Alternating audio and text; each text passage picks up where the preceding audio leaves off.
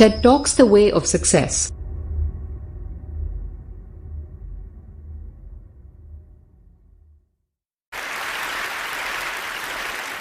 My siblings and I grew up on our great-grandfather's farm in California. It was a landscape of our family and our home. When it was clear that nobody in our generation wanted to take on the heavy burden of ranching, the ranch was sold to a neighbor. The anchor of our lives was cut, and we felt adrift in the absence of that land. For the first time, I came to understand that something valuable can be best understood not by its presence, but by its absence. It was impossible to know then just how powerful the absence of those things we love would have an impact far into my future. For 23 years, my working life was with Yvon Chouinard. I started when he was designing and manufacturing technical rock and ice climbing equipment in a tin shed near the railroad tracks in Ventura. And when Yvon decided to start making clothes for climbers and call this business Patagonia, I became one of the first 6 employees, later becoming CEO and helping build a company where creating the best products and doing good by the world was more than just a tagline.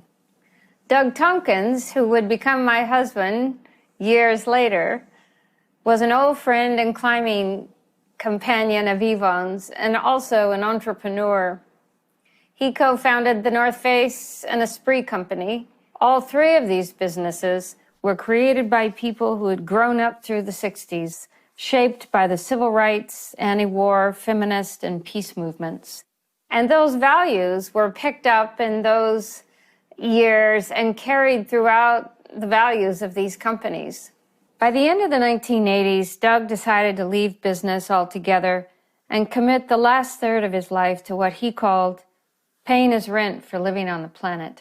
At nearly the same time, when I hit 40, I was ready to do something completely new with my life. The day after retiring from the Patagonia company, I flew 6,000 miles to Patagonia, the place, and joined Doug as he started what was the first conservation project of that third of his life. There we were, refugees from the corporate world, holed up in a cabin on the coast in southern Chile, surrounded by primeval rainforest where alerce trees can live for thousands of years. We were in the middle of a great wilderness that forms one of the only 2 gaps in the Pan-American Highway between Fairbanks, Alaska and Cape Horn. A radical change to our daily lives, spurred on as we had begun to recognize how beauty and diversity were being destroyed pretty much everywhere. The last wild, protected places on Earth were still wild, mostly because the relentless front lines of development simply hadn't arrived there yet. Doug and I were in one of the most remote parts on Earth and still around the edges of Pumalin Park, our first conservation effort. Industrial aquaculture was growing like a malignancy. Before too long, other threats arrived to the Patagonia region. Gold mining, dam projects on pristine rivers, and other growing conflicts. The vibration of stampeding economic growth worldwide could be heard even in the highest latitudes of the southern cone. I know that progress is viewed generally in very positive terms, as some sort of hopeful evolution. But from where we sat, we saw the dark side of industrial growth.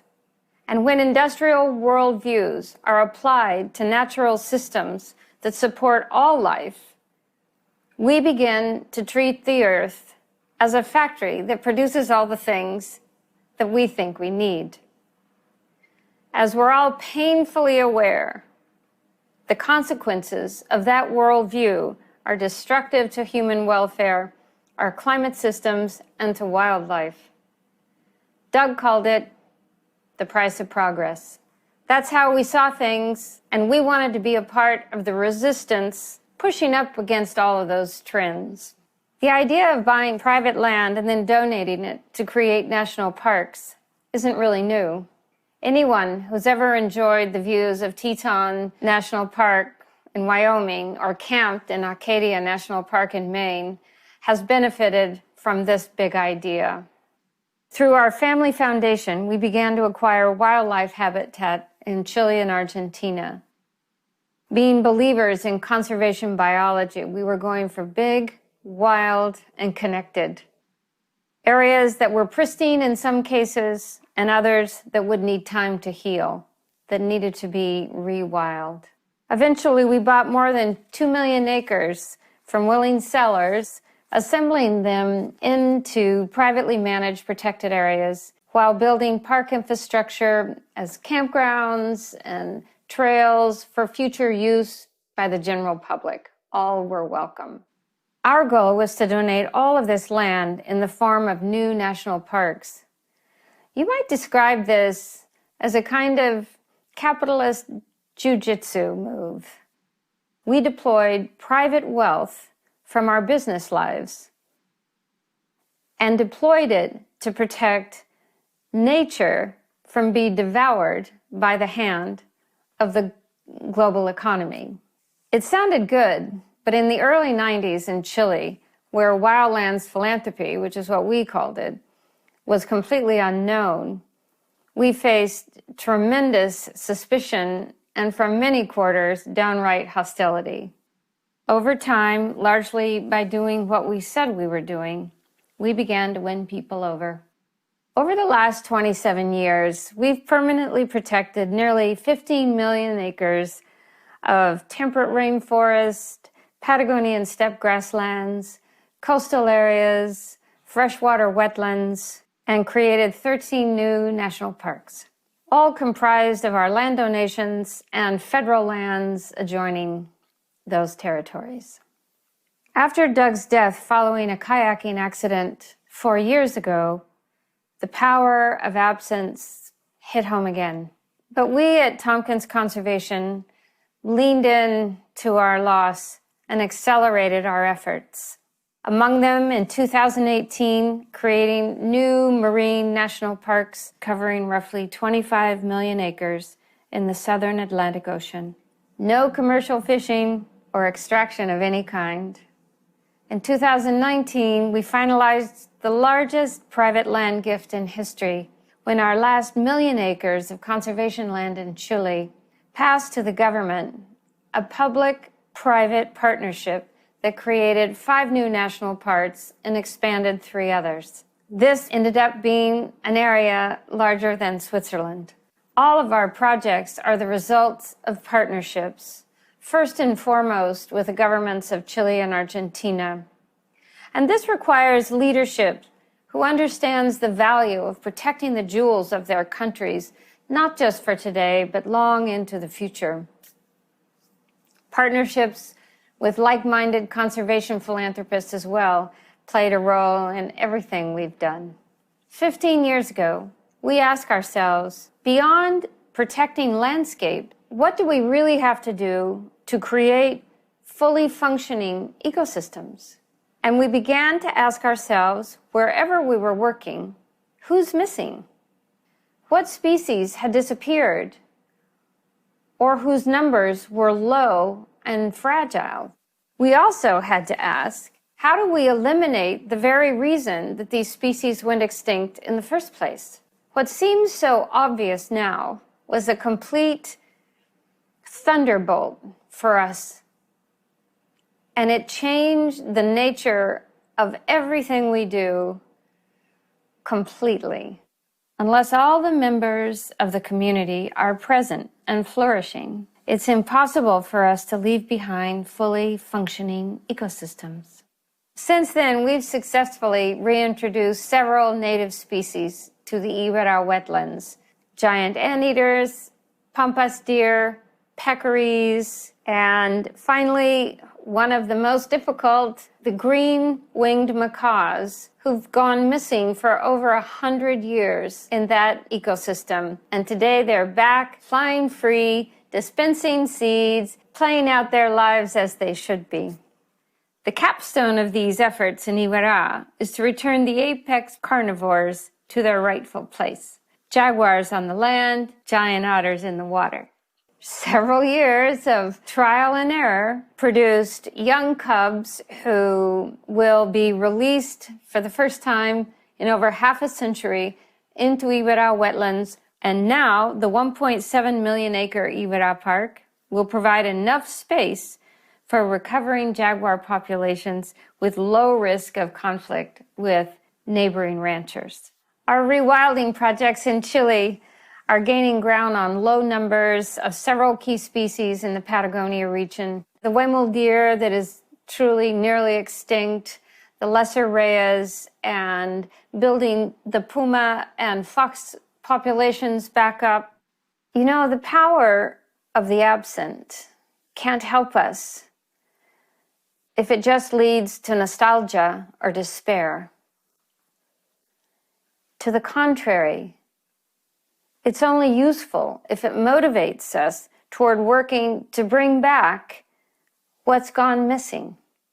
Of course, the first step in rewilding is to be able to imagine that it's possible in the first place. That wildlife abundance recorded in journals aren't just stories from some old dusty books. Can you imagine that? Do you believe the world could be more beautiful, more equitable? I do, because I've seen it. Here's an example. When we purchased one of the largest ranches in Chile and Patagonia in 2004, it looked like this. For a century, this land had been overgrazed by livestock, like most grasslands around the world. Soil erosion was rampant. Hundreds of miles of fencing kept wildlife and its flow corralled, and that was with the little wildlife that was left. The local mountain lions and foxes had been persecuted for decades, leaving their numbers very low. Today, those lands are the 763,000-acre Patagonia National Park, and it looks like this. And Arcilio, the former gaucho, whose job was to first find and kill mountain lions in years past, today is the head tracker for the park's wildlife team, and his story captures the imagination of people around the world. What is possible? I share these thoughts and images with you not for self-congratulations, but to make a simple point and propose an urgent challenge. If the question is survival of life's diversity and human dignity and healthy human communities, then the answer must include rewilding the earth as much and as quickly as possible. Everyone has a role to play in this, but especially those of us with privilege, with political power, wealth, where, let's face it, for better or for worse, that's where the chess game of our future is played out. And this gets to the core of the question. Are we prepared to do what it takes to change the end of this story?